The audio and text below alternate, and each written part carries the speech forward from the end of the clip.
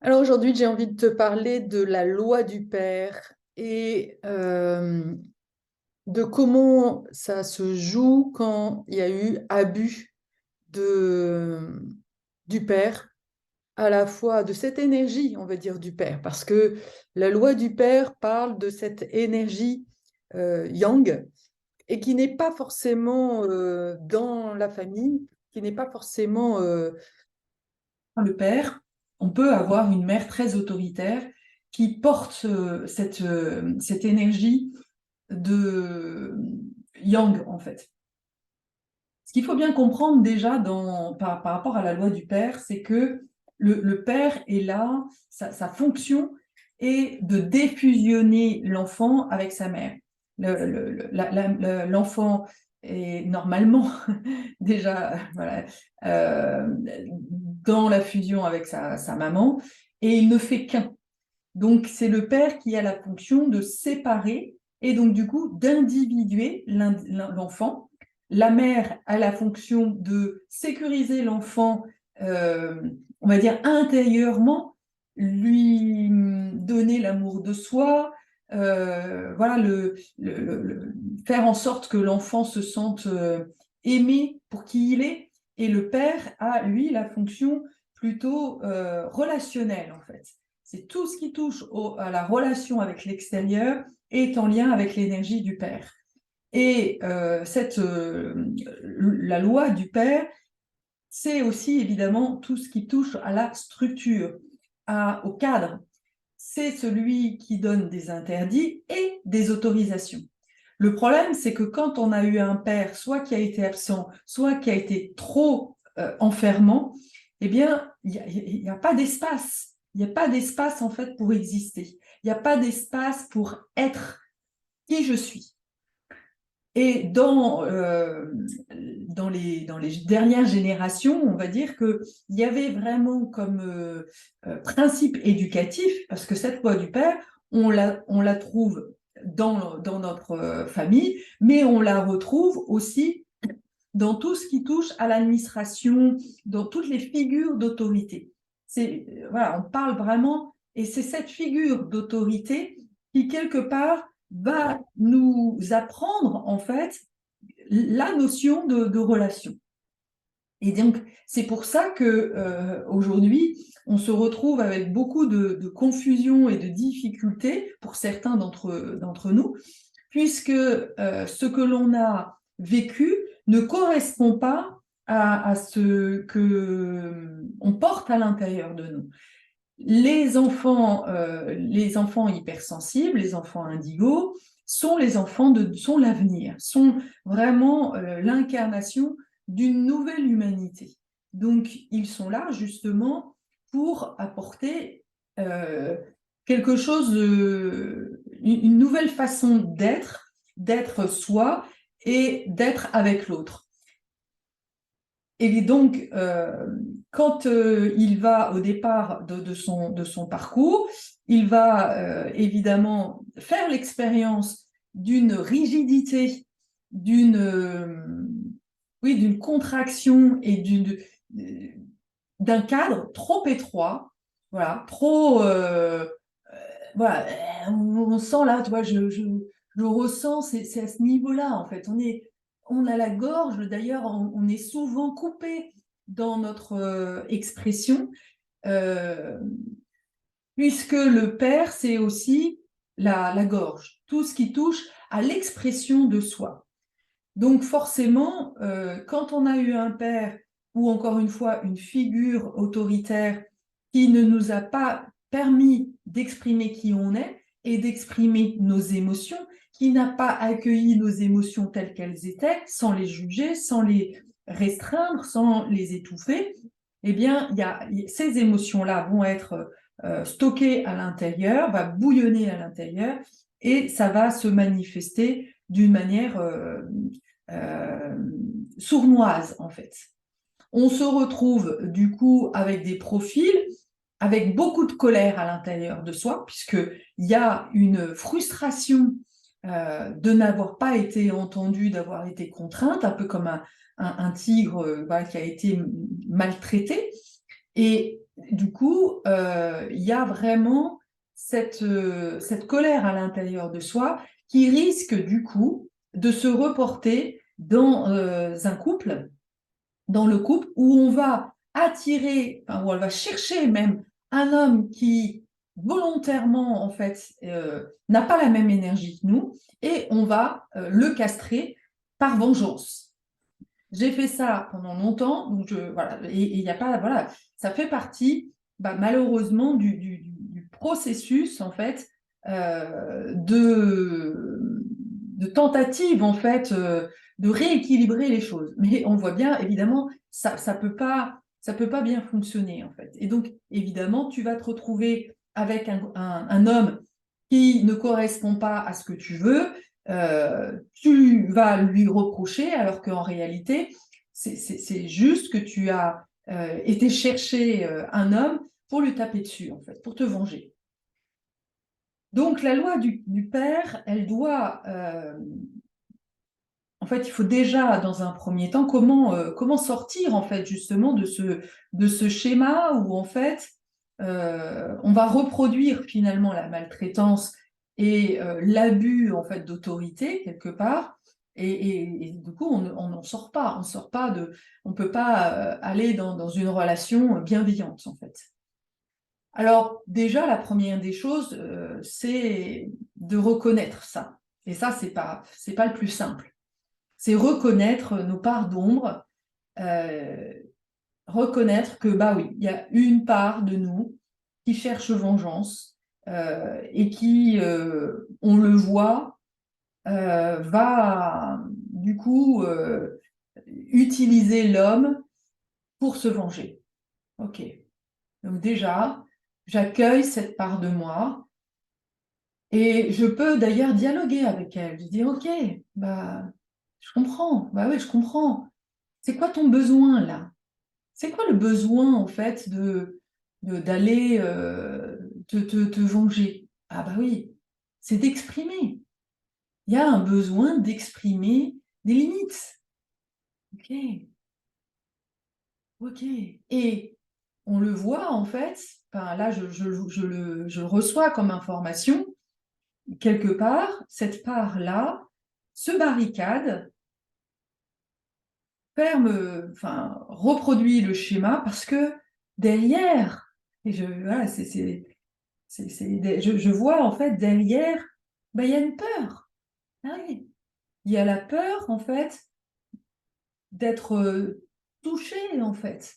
Il y a la peur d'aller euh, réveiller le sensible en fait. Il y a la peur d'ouvrir la porte justement à l'homme, puisqu'il y a eu maltraitance, puisqu'il y a eu abus.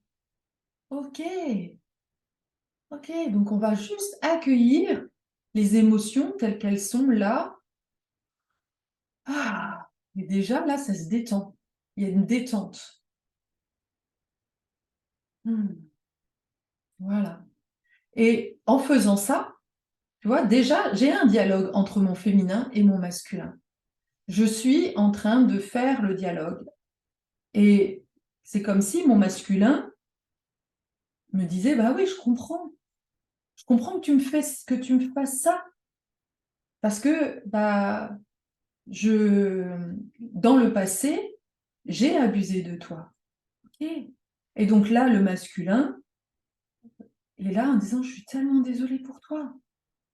Ah oui, je suis tellement désolée que des hommes, en fait, aient pu abuser, en fait, aient pu abuser de toi. Je suis profondément désolée. Et je reconnais avoir fait ça aussi. Waouh. Et là, tu vois, je sens que je suis touchée. Je suis touchée. Mon féminin, il est touché. Et mon féminin, du coup, dit, bah oui, voilà. Ah oui, je reconnais que c'est pas la bonne façon. Et là, ok, il y a quelque chose qui se rapproche. Je reconnais, on est les deux, en fait, qui reconnaissons avoir abusé de l'autre. Et là, du coup, il y a une union en fait. C'est OK, on se reconnaît dans nos ombres. On voit qu'il n'y en a pas ni l'un ni l'autre en fait de meilleur. On sort en fait de cette notion de dominant-dominé en fait. Et là, du coup, tu vois bien que le cadre, il est quelque chose, il devient souple en fait. Ça n'empêche que du coup, ouais, je peux me faire respecter si je suis entendue là par mon masculin. Eh bien, j'ai confiance, il y a une sécurité à l'intérieur de moi qui dit, bah voilà, là, je peux me dévoiler, je peux m'ouvrir en fait à mon sensible et je suis écoutée. Alors, donc ça, c'est une première partie. La deuxième chose, c'est que quand il y a de l'abus, eh bien, il faut comprendre qu'on porte cette énergie-là. C'est comme si, justement, et c'est drôle, parce que il n'y a jamais de hasard, je vois que ma porte est ouverte. Eh bien, c'est exactement ça. En fait, quand il y a de l'abus, à l'intérieur de soi, il y a une porte qui est ouverte. C'est comme si on disait, bah voilà, tu peux rentrer, en fait. Et tant que justement, on n'a pas refermé cette porte, eh bien, de nouveau, on va attirer à soi des situations qui vont, où tu vas te faire arnaquer, où tu vas te faire abuser, encore et encore. Alors, comment on fait pour fermer la porte? On se lève et on ferme la porte? Non. Eh bien, justement, on va, là pour le coup, faire entendre cette loi, se faire respecter ce qui est juste pour toi. Ce qui est très difficile quand on a été abusé par l'autorité du père. Puisque il faut bien comprendre que l'enfant, face à l'énergie du père qui est avec la grosse voix et qui est comme ça et c'est pas autrement, eh bien l'enfant il est terrorisé en fait. Et c'est ça qui va se rejouer encore et encore. Et c'est pour ça que quand tu vas tomber sur des hommes qui ont cette énergie, même si de l'extérieur, ils paraissent super gentils, super doux, mais quelque part, quand ils veulent, et surtout, voilà, j'en parle aussi pour des coachs, parce que, ou des prestataires, enfin voilà, peu importe, mais il y a certains hommes qui sont très doués, qui ont un profil de vendeur. Les bons vendeurs, en fait, sont capables eux, ils ont un objectif et ils ne vont pas tergiverser, ils vont t'y emmener, en fait, coûte que coûte. Même s'ils abusent de toi, leur objectif, c'est de faire du chiffre, en fait. Mais ils vont te dire que c'est pour ton bien et ils vont être capables de te la mettre à l'envers en te disant que bah, là, tu es en train d'hésiter parce que à l'intérieur de toi, c'est la loi du père, etc. Et ils t'apportent une énorme confusion, tu sais plus où tu habites et finalement, tu finis par euh, leur faire confiance. Parce que c'est bien de ça dont il s'agit. Le père, dans notre enfance, c'était celui qui avait raison. C'est celui qui sait mieux que toi. Donc encore une fois, ça peut être ton père ou ta mère. Hein. C'est l'énergie, voilà.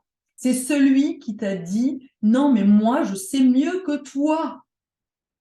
Et ça se rejoue souvent quand on fait un coaching, et surtout les coachings haut de gamme, on est face à des personnes qui sont très douées pour te faire comprendre que non, ils savent mieux que toi. Et donc, à l'intérieur de toi, c'est la confusion de nouveau entre ton âme, ton instinct qui te dit non, en fait, là, il y a pas, c'est pas aligné, c'est tout ça. Et à la fois, eh ben, le blabla, l'autre qui te dit, et si tu prends pas le temps de dire, attends, là, j'ai besoin de temps pour remettre de la clarté, eh bien, tu te fais avoir. Je me suis fait, mais tellement avoir. Et ça, c'est vraiment, c'est lié à cette blessure de l'abus, en fait. Et d'injustice, évidemment, parce que c'est tellement injuste, mais que tu reproduis. Là, tu revis l'injustice pour pour t'apprendre à arrêter d'être gentil, à arrêter d'écouter l'autre et de faire entendre en fait ta voix, non, c'est comme ça et c'est pas autrement, quoi. Et peut-être que je vais me planter, peut-être que je vais, mais au bout d'un moment, quand tu as fait justement tout ce travail d'aller écouter tes ombres, etc., personne d'autre ne sait mieux que toi. Et dès il y a des choses qui sont pas alignées, eh bien, c'est pas la peine d'y aller, quoi. Écoute-toi, mais c'est un apprentissage. C'est un apprentissage parce que voilà, et il faut le revivre en fait. Donc, ce qui est important, c'est que quand tu te fais abuser, eh bien, c'est de faire entendre ta voix. Je l'ai fait récemment, j'ai fait entendre ma voix sur le fait que je n'étais pas contente d'un coaching, et évidemment, le coach m'a dit non, tu arrêtes tout, en fait. Merci de ne pas me diffamer. Mais je dis ce que j'ai à dire. Alors, ok, j'ai enlevé un mot, parce que j'avais mis un mot qui était en effet diffamatoire, d'accord. J'en reste au fait. Mais on ne peut pas à la fois faire des coachings à 4000 boules et juste être super content quand les gens te disent waouh, je suis super heureuse, etc. et refuser, prétendre et faire appel d'ailleurs à la loi en disant tu n'es pas au-dessus des lois. Voilà ce qu'il m'a répondu. Tu n'es pas au-dessus des lois, mais je ne suis pas au-dessus des lois, mais j'ai mon libre arbitre.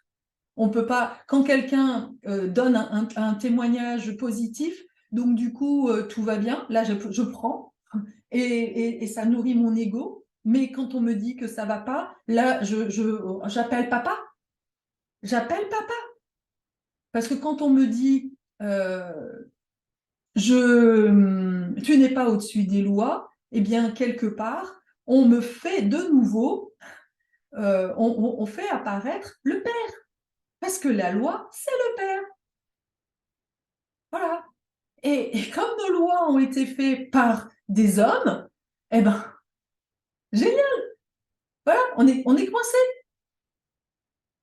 Donc, c'est vraiment important, énergétiquement, de se faire entendre. Et c'était très intéressant parce que j'étais dans un groupe de discussion sur Facebook où justement, il y avait un des coachs qui disait, qui mettait en avant justement les abus des coachs qui prétendaient, qui faisaient des promesses, des fausses promesses et qui ne les aboutissaient pas en fait, ne les réalisaient pas et qu'il y avait de l'abus. Et à la fois, j'ai dit, bah oui, y en a d'autres qui font pas de promesses. Et justement, parce qu'il n'y a pas de promesses, bah en fait, quel que soit le résultat, bah tu dois être content. Et on te dit, bah si tu n'arrives pas à voir le positif de ça, la valeur de ça, ah bah alors, tant pis pour toi, quoi. Et là, bah non, pour moi, c'est pas OK. Pour moi, c'est pas OK. Alors, certes, c'est vrai que j'ai aussi, évidemment, en tant que coach, il y a des clients qui sont pas contents à la hauteur. Et c'est ça qui est très difficile. C'est vraiment une posture qui est difficile parce que à la fois, quand tu es coach ou chaman, eh bien, tu donnes le meilleur de toi. Alors, c'est très intéressant parce qu'il y en a qui prennent, en effet, il y en a qui font des grands sauts, et puis il y en a d'autres qui vont juste à peine grimper sur l'échelle. Toi, tu donnes la même chose. Donc, je comprends en fait que lui, il me dise bah oui, je suis désolée si t'as pas su grimper, si t'as pas pris. Mais à la fois, pour moi, plus on va dans le haut de gamme, plus on doit s'assurer quand même. C'est une question d'exemplarité, c'est une question aussi de cohérence, hein, ben, pour moi, en tous les cas. C'est qu'on doit s'assurer d'un minimum de résultats.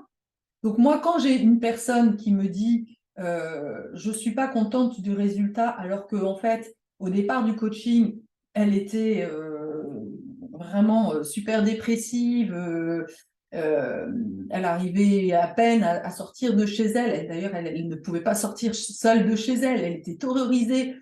Et que là, après le coaching, sa vie a radicalement changé et qu'elle me dit qu'elle n'en a pas pour son argent, là, je me dis, il y a un problème. Là, je dis, voilà, je dis, mais regarde, en fait, là, valorise, en fait. Et là, c'est pas vis-à-vis de moi, d'ailleurs, c'est vis-à-vis d'elle-même. C'est-à-dire qu'elle ne valorise pas, elle ne s'honore pas pour l'évolution et pour le chemin qu'elle a fait. Ça, c'est différent pour moi. C'est un problème, en fait, de fierté. Elle devrait être fière, en fait. Et finalement, en me disant que je ne suis pas à la hauteur, là, elle se dévalorise elle-même.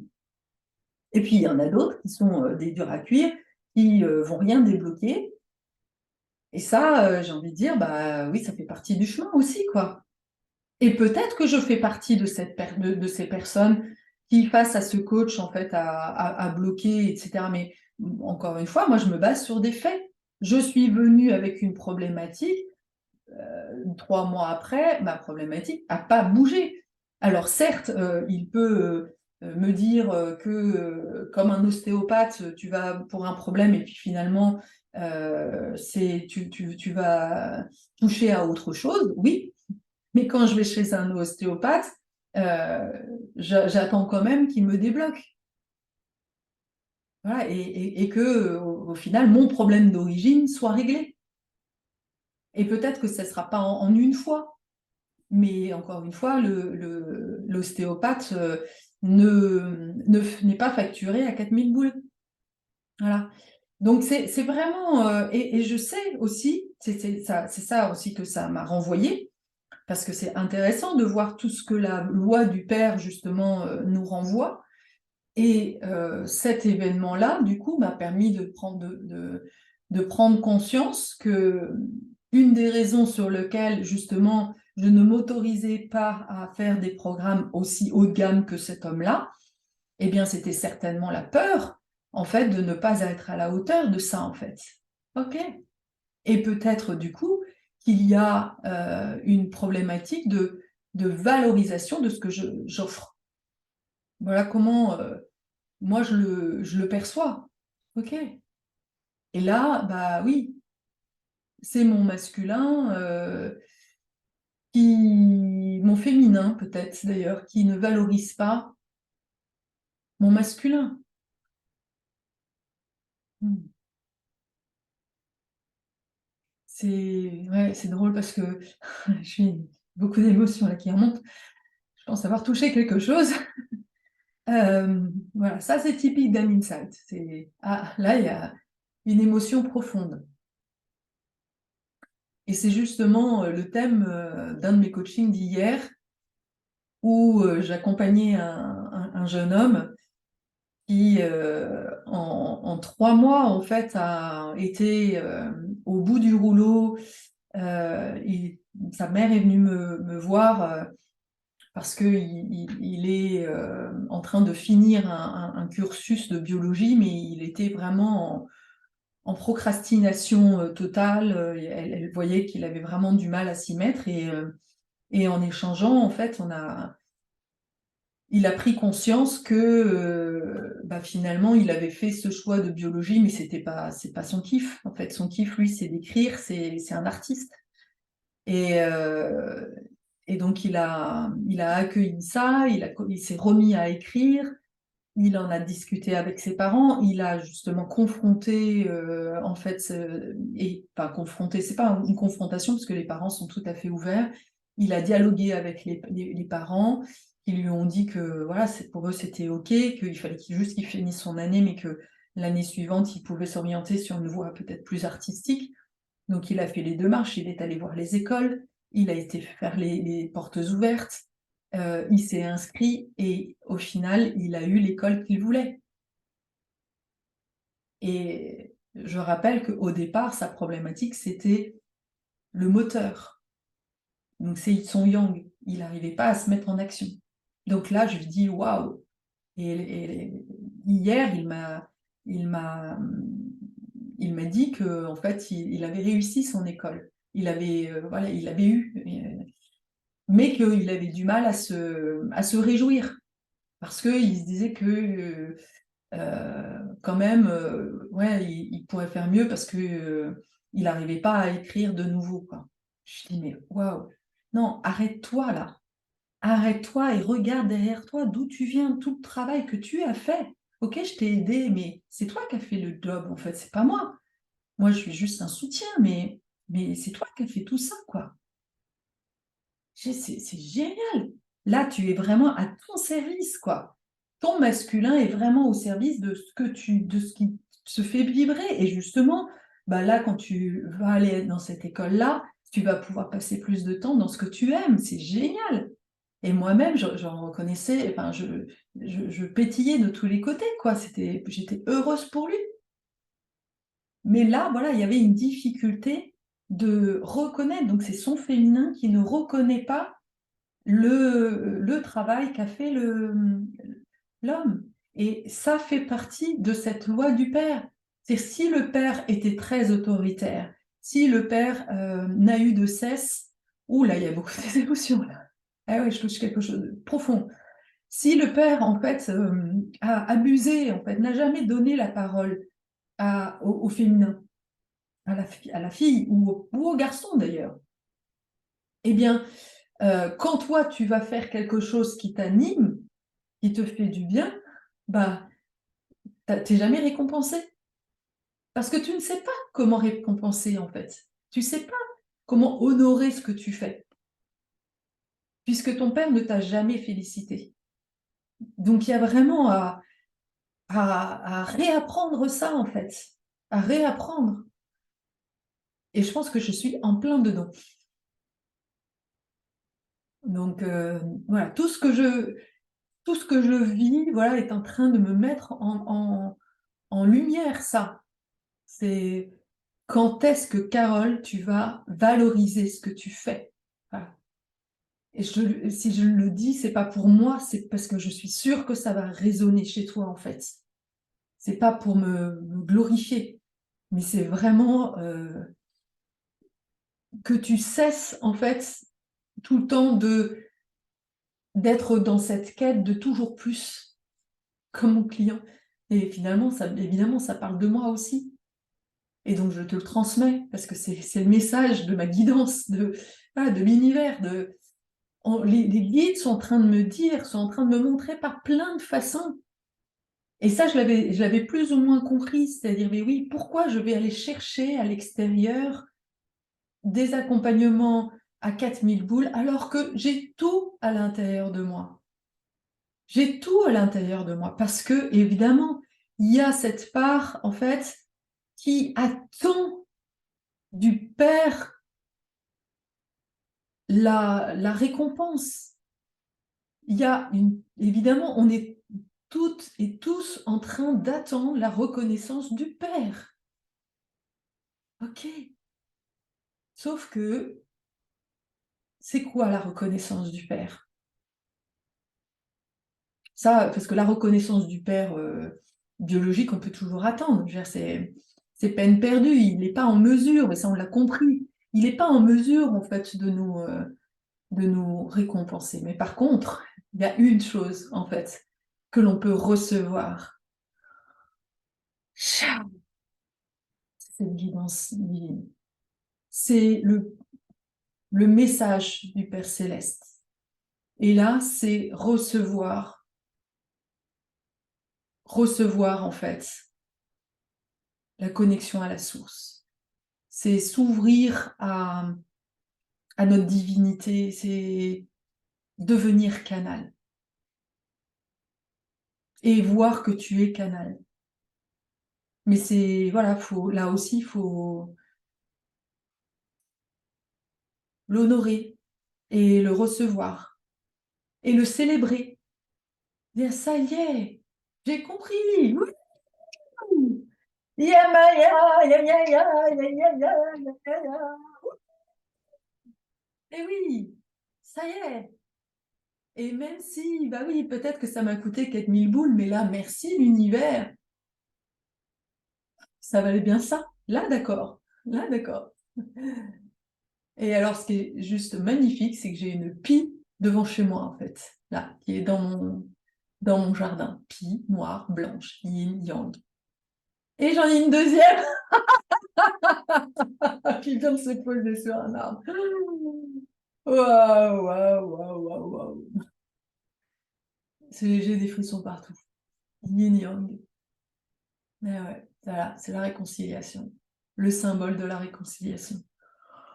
Ok, c'est magnifique.